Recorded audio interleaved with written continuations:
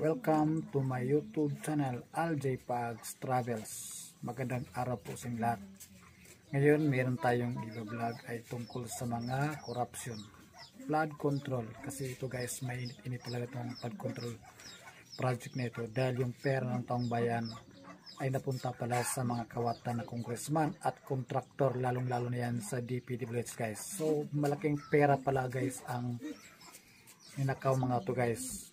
Makikita sa video guys. Kaya pala baba pala ang Metro Manila dahil sa ghost project niyan. Hindi nila ginagawa. Kaya ghost project. Kaya ito guys, ang pera guys, pinaghati-hatian nila. So guys, tara let's go panoorin natin ang mga video guys.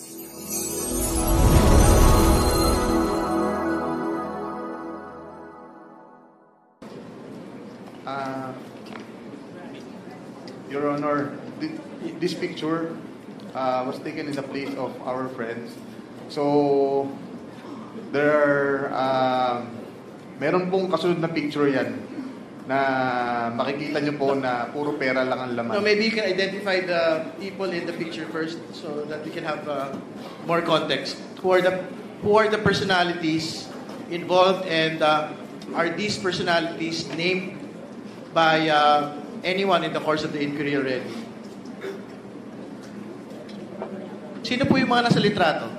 There are previous employees of Bulacan First Engineering District, Your Honor. Sino-sino po yung itong mga ito? Mga pangalan, kailangan po magbigay ng pangalan. Dating Assistant District Engineer po Rafaelito Marcelo, dati pong Maintenance Chief Ernesto Daos, Planning Chief Ernesto Galang, Administrative Officer Evelyn De Jesus, Chief Ruben Santos ng Materials and Testing, at yung accountant po namin na si Chief Jun Mendoza, at saka si District Engineer Henry Alcantara po, ang aming boss, at saka po si Yusek Robert Bernardo po. Would it be possible kung may isa-isa, kaya bang ma-point yung mga faces on the screen? Okay na yan siguro. I think everyone, the names had been stated already. It's okay, Congresswoman Ko. Thank you. Okay, we can proceed to the next picture, please. Yan po, sabi po nila, hindi po sila magkakilala. Baka naman po fan lang siya. Can we state for the record who the personalities in the picture are? Yung boss ko po, si Boss Henry Alcantara, at saka po si Senador na akala po niya ligtas na siya. Sorry, you have to have proper decorum, please. We have to state for the record the name of the person and the occasion that we are talking about. I believe, Your Honor, ito po yung birthday sa Soler, na ito nga po yung parang sa 10 po ng Soler ginawa yung birthday ni Senator Jinggoy Estrada po. Again, to be very clear, who are the personalities, please state for the record in this picture. Si Boss Henry Alcantara po, at saka po si Senator Jinggoy Estrada po. Thank you. Next picture, please. So again, these are pictures with known personalities during the birthday of Senator Jinggoy Estrada. Is this correct?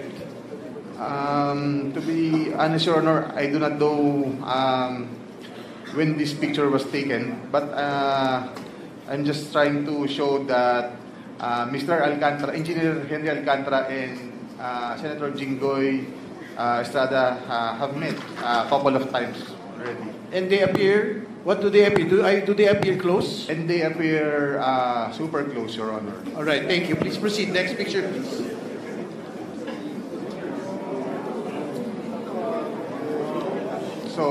So what is the context of this picture for the benefit of people that are looking? Can you describe who had taken this picture and kindly explain the context, please? Kung maalala ko po, ako po ang nagpicture nito. Kasi dyan lang po ako nakakita ng ganyan karaming pera. First time ko po yan. Kaya pinicturean ko, natuwa po ako. And po, that's for inaayos po ni boss yan. Mr. Chair, sino yung taong yun na nakapost? can you state for the record, sino po yung napicturean na nakatayo sa harap po ng mga pera? Yung half body po, si Boss Henry Alcantara ko po yan. Kanino binigay ang pera, Mr. Chair? Kanino binigay ang pera niya? Sorry. Sige, pakikwento po muna yung what is the context of this picture? Yan po, ang context po niyan is, kung makikita niyo po, magkakahiwalay po yung pera. May mga designated person po na pagbibigyan yan, Your Honor. So, Can he name them kung sino pagbibigyan ng mga perang yan? I'm sorry, Your Honor. sino po daw yung pagbibigyan ng mga pera po na yan, supposedly? Ito na nga po yung sinasabi ni Boss na sa mga... Alright, next picture please. Chair. Pwede lang po ma-clarify saan ang lugar at anong date ng picture na yan? Saan daw po yung lugar at saan hindi? Sa office po namin yan, sa Bulacan First District Engineering Office. Okay, napakalinaw po. May limpak-limpak na salapi sa district office mismo. Kailan? Kailan? I believe mga 2022 po or 2023 yan. Alright. Chair, meron namang mga paraan para ma-determine yung precise date, di ba? I think we will get the metadata of Yes, this. importante For po yun. submission. At to clarify, pasensya na po, to clarify lang po, normal po ba sa opisina ng gobyerno, ng DPWH, na meron ganyang piles of cash sa mga transaksyon ng gobyerno? Please Sa mga regular na transaksyon ng gobyerno? Please respond, Mr. Engineer Hernandez, please. All right. Just answer, please. Then we will proceed. Sa office po namin, normal po yan. Okay, next picture, please. Mr. Chair, just to clarify, Mr. Chair, Okay, Congressman Pakita nga Sutay. isang picture po. kay Engineer Bryce, yung on the lower right portion ng picture. Can we go back? Pakibalik daw po. Yan, may papel, yung bond paper. Opo. Yung bond paper sa may nakasulat, yan. Opo. Ano yan? Rundown ng project ba yan? Yes, Your Honor. Mr. Chair, mayroon akong tanong kanina. All right. Sinabi niya, Next picture, please. sinabi niya na mayroong nakatoka na tatanggap niyan. Gusto kong malaman kung sino ang mga taong dapat tumanggap niyan. Alam niya eh. Your Honor, hindi ko po alam kung sino. Basta kami po, inuutusan lang po na ayusin yung mga pera. Itong amount na to para sa ganito, ihanda mo dyan, may pagbibigyan yan. Ganun lang po, sinesegregate po namin yung mga pera. Yun lang po. And the rest, kagaya nga po ng sabi ko, is ang politiko or yung proponent po, si Boss Henry lang po ang kausap. Okay, next picture. Mr. Chair, para ba yan sa project? Next picture. Can we explain? Mr. Chair, para ba yan sa project o sa tao? Bibigay ba yan sa tao o para sa project yan? Yes. Please respond. As far as my knowledge is concerned, ibibigay po yan sa tao. Yung nga po tinatawag na proponent, nakausap niya. For that particular picture, alam po ba natin kung sino ang pagbibigyan? To be honest, Your Honor, hindi ko po matandaan na. Kasi Alright. that's way back a couple of years ago na. Okay, this is the next picture with another set of piles of cash. Ano po yung context nitong litrato pong ito? Ito po, kung ipinakita nyo yung nakita po na pinakaunang pictures na marami pong tao, this is the same exact place. So, ibig ko pong sabihin dito, sa tambayan po namin yan eh. So, yan po yung, dyan po pine-prepare yung mga pera na for delivery with regard sa mga proponent na kausap ni Boss Henry Alcantara. Ano po yung ibig sabihin ng tambayan? Is this within the building of Bulacan First or is it a different area? No, private resident po siya na nilagyan po ng bilyaran para we can hang out after office hours, ganun po. Within the vicinity of the, of our office. Sino po yung rinenta ba yan o binili o merong may-ari niyan? Yes po, meron pong, alam ko po, kaibigan po ni Boss Henry Alcantara ang may-ari niyan. Alright. Pero hindi po, first, to be clear, hindi po ito sa building ng Bulacan First. Yes po, hindi po yan sa building ng DPWH. At hindi naman din ho si Alcantara ang may-ari, ibang tao. Hindi po, Chair. hindi po si Boss Henry. Alright. Mr. Chair, gusto ko tanungin si Engineer Alcantara tungkol sa mga bagay na yan, kung ina-accept niya o dinideny niya. Sapagkat kanina, kay marami siya sinabing kasinungalingan. Engineer Sige, Alcantara. patapusin mo na daw yung mga litrato. Tapos na. Meron pa? Meron pa? Please, kumpletuhin daw muna natin yung mga litrato. Next slide. Alright. There is a text. Your Honor, I think this is a Viber message. yes, that's disappearing message, Your Honor.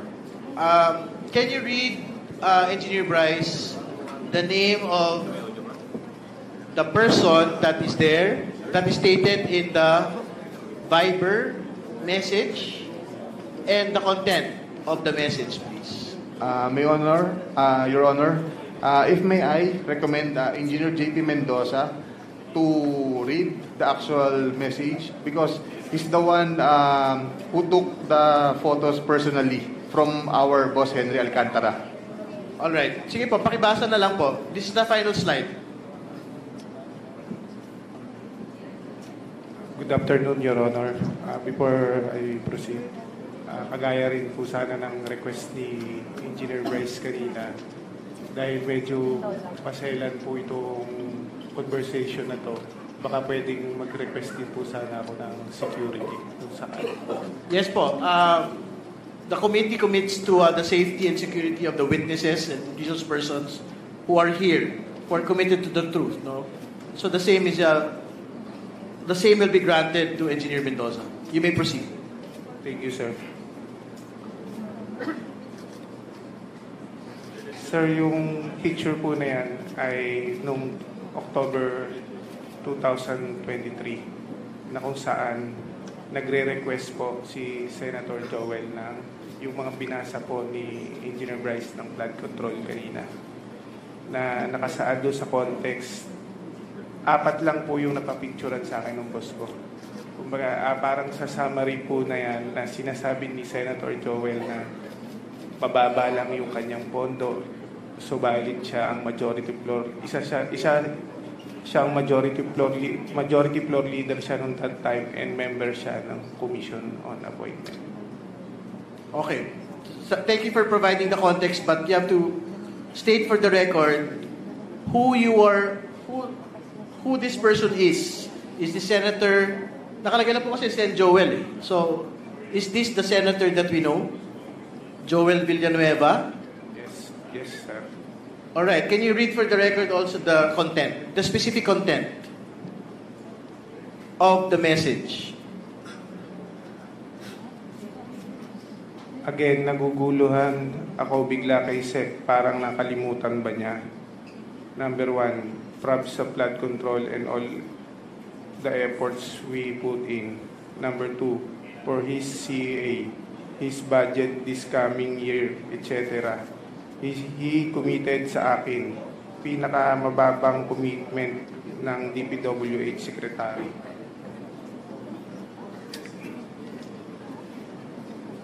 Right. Do we have another slide for us? Oh, ito mas malinaw po. Mr. Chair, clarification lang. Kanino sinend yung message and sino yung SEC?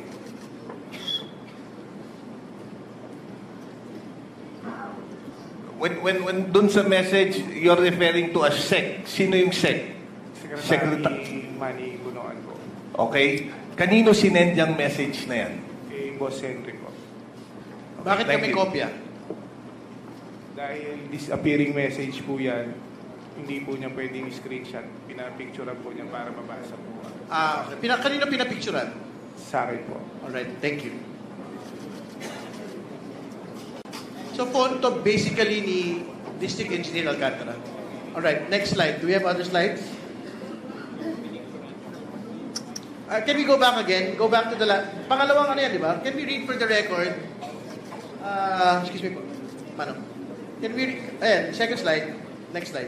Yan, can we read for the record what is in the second message? Para lang po malinaw. Again, this is a conversation supposedly between Senator Joel Villanueva and District Engineer Henry Alcantara, which is supposedly a disappearing message, no? Tapos pinapicturan kay Engineer JP Mendoza. Sige po, can you read it for the record, please? For ECA, this budget is coming year, etc. I-committed sa akin, pinakamababang commitment ng DPWH Secretary. Ngayon parang lumalabas same na ang 1 and 2. Pag-usapan namin, boss, bukas, boss. So, can relate to SEC po. Okay, alright, thank you. Next slide. This is another slide which is the same context.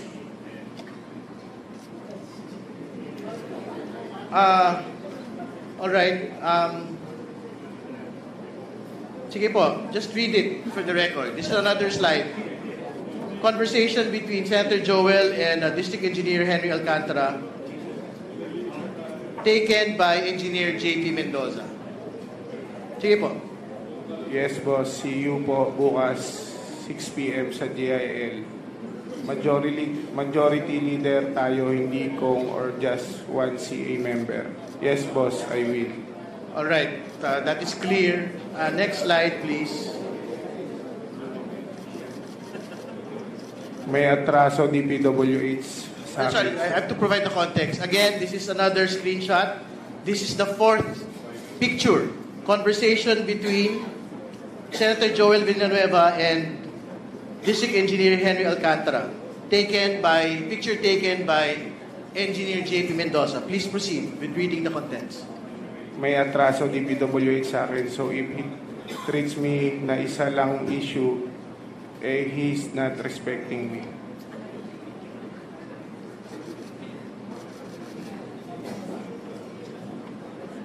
All right. All right. Next slide, please.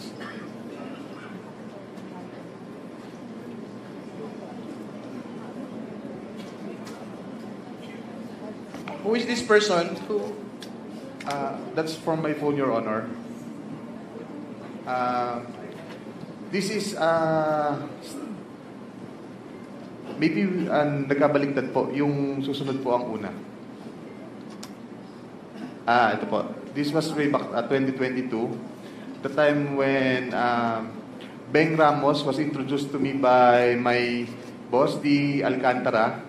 And sinabi niya dito na may project na binigay si Boss Henry Alcantara sa kanya. So, from WJ Construction, yung yung tao. And related sa kanya si Miss Beng Ramos, which is staff of Senator Jinggoy. Dito po is conversation. Sorry, excuse me. Before proceeding, can we state for the record again who is Beng Ramos? Staff of Senator Jinggoy Estrada po. Beng Ramos is a staff of Senator Jinggoy Estrada. Yes po, Your Honor. All right, please proceed.